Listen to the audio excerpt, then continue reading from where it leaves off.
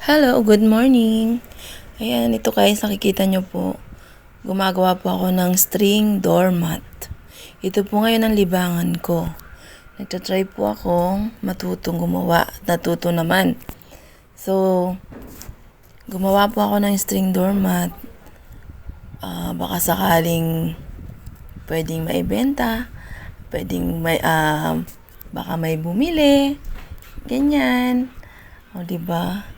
Happy naman ako kasi kaya ko naman siyang gawin for the first time. Ayan siya guys. Ito ay yung 3 colors. Red, white, and blue. Dalawang yung blue. Ikot. So ayan guys.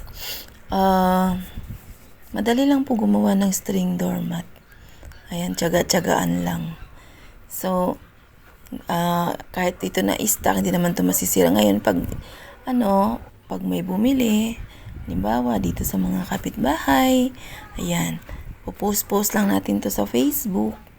Malay nyo naman, di ba? So, habang walang ginagawa sa bahay, itong gagawin ko, ang paggawa ng doormat. So, ayan, i-share ko lang po sa inyo ang aking paggawa ng doormat. Pero nahirapan ako mag-video. So, yun ang mga nangyari ko guys. So, nasa upuan. Yun. So, bali may order na po to. 10 piraso sa trabaho ng aking asawa. Ayan, kay Papa Boy. So, ito yon. So, sa paglalak nito guys, ayan, hindi ko maipakita kasi isang kamay ko ay may hawak na camera. At yung cellphone, isa dito, hindi ko, yan, may hawak na pangganchilyo. So, bali ang paglalak nito guys, ang kalalabasan para ka nagtitirintas ng buhok.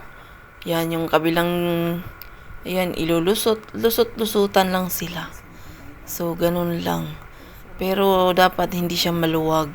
Kasi ang pangit ng kinalalabasan ng maluwag.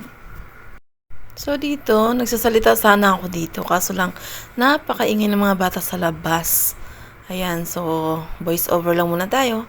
So, tapos na. Ito na yung guys, yung 3 kulay, blue, white, and red. Ayan. Parang American flag daw. So, ito lang guys. Thank you!